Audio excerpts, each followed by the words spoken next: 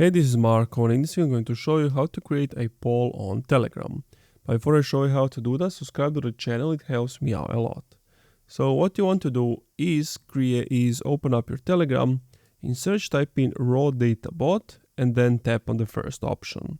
So what you want to do is tap on the paperclip at the bottom left, and from there you're going to see the option poll at the bottom. So you want to tap on that.